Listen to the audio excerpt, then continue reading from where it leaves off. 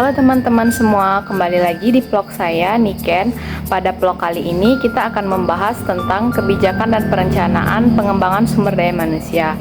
Sebelum kita masuk lebih jauh, teman-teman harus tahu bahwa kebijakan dan perencanaan pengembangan sumber daya manusia adalah dasar utama untuk menciptakan sumber daya manusia yang berkualitas, kompeten, dan mampu bersaing.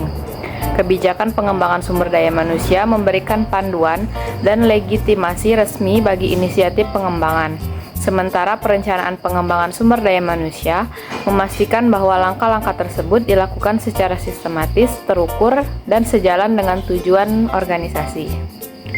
Lalu, kebijakan pengelolaan sumber daya manusia adalah pedoman yang dibuat oleh organisasi atau pemerintah untuk menetapkan cara bagaimana sumber daya manusia dipilih, dilatih, dibangun, dan dijaga. Kebijakan ini meliputi strategi pelatihan, peningkatan keterampilan, evaluasi kinerja, serta pengembangan karir agar sumber daya manusia memiliki kemampuan yang diperlukan dalam menghadapi perubahan di dunia kerja.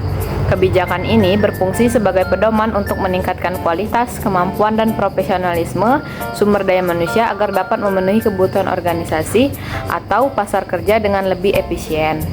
Perencanaan itu sendiri merupakan langkah untuk menentukan tujuan suatu organisasi, merancang strategi untuk mencapai tujuan, serta menyusun rencana kegiatan bagi organisasi. Sedangkan perencanaan sumber daya manusia adalah langkah penting dalam manajemen suatu organisasi yang bertujuan untuk memastikan organisasi memiliki jumlah serta kualitas staf yang sesuai dengan rangka mencapai tujuan strategis yang telah ditetapkan.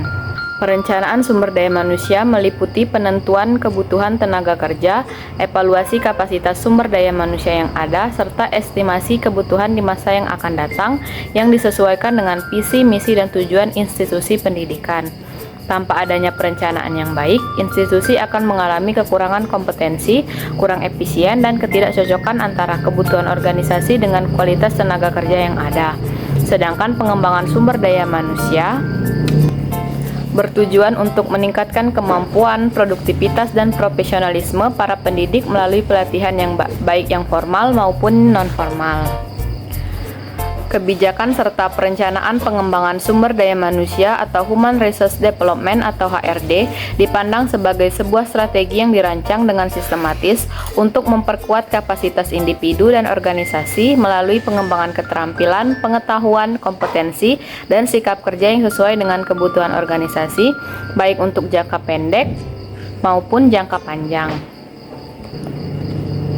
Human Resource Development atau HRD merupakan suatu proses yang terorganisir dengan tujuan memperbaiki kinerja individu, kelompok, dan organisasi melalui kegiatan pembelajaran yang sudah direncanakan, sehingga kebijakan HRD berkaitan erat dengan rencana strategis organisasi. Dalam hal ini, kebijakan pengembangan sumber daya manusia berfungsi sebagai landasan normatif yang mengarahkan, menentukan prinsip, dan menetapkan prioritas dalam pengembangan sumber daya manusia.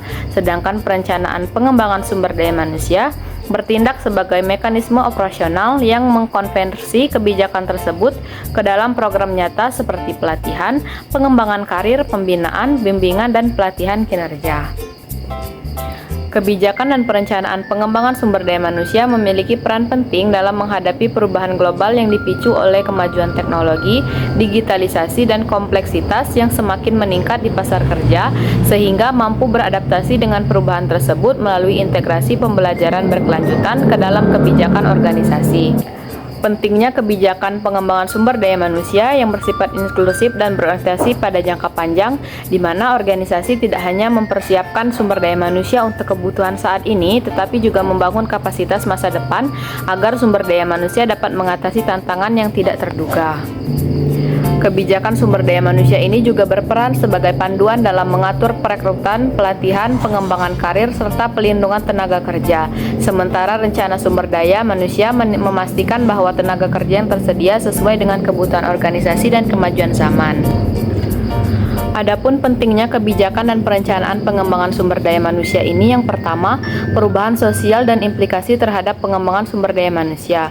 Jadi perubahan sosial secara umum dapat diartikan sebagai proses modifikasi dalam struktur dan pola pikir untuk mencapai tingkat inovasi yang lebih tinggi, meningkatkan sikap serta kehidupan sosial, dan mengarahkan pada kehidupan yang lebih berarti. Yang kedua ada perubahan ekonomi dan tantangan global. Jadi perubahan dalam dunia ekonomi saat ini tidak bisa dipisahkan dari arus globalisasi, digitalisasi, dan struktur pasar yang semakin rumit. Ekonomi global berlari ke zaman yang didasarkan pada pengetahuan dan teknologi, di mana inovasi, keterampilan manusia, dan penggunaan teknologi digital menjadi elemen kunci dalam menghasilkan nilai tambah. Dalam rangka pengembangan sumber daya manusia atau SDM, perubahan dalam ekonomi mengharuskan adanya kebijakan serta perencanaan yang efektif dalam mempersiapkan tenaga kerja agar sesuai dengan permintaan pasar yang senantiasa berubah. Yang ketiga ada perubahan dunia kerja. Di dunia kerja selama periode 2020 hingga 2025 mengalami perubahan yang sangat pesat dan signifikan. Transformasi ini didorong oleh revolusi industri 4.0, munculnya pandemi COVID-19, serta kemajuan teknologi digital yang mempengaruhi cara orang beroperasi, berkomunikasi, dan menciptakan produk. Tantangan ini di lingkungan kerja kini tidak lagi terbatas pada isu tradisional seperti jumlah lapangan pekerjaan, tetapi juga meliputi aspek-aspek yang lebih rumit seperti digitalisasi, otomatisasi, fleksibilitas dalam bekerja, kesenjangan dalam keterampilan, serta ketidakpastian dalam ekonomi global. Nah, tantangan-tantangan yang muncul dalam dunia kerja itu memerlukan adanya kebijakan dan perencanaan dalam pengembangan sumber daya manusia yang menyeluruh, fleksibel, dan berfokus pada masa depan. Sumber daya manusia yang berkualitas tinggi akan berfungsi sebagai pendorong utama daya saing negara, sedangkan sumber daya manusia yang kurang berkembang akan menjadi beban bagi kemajuan.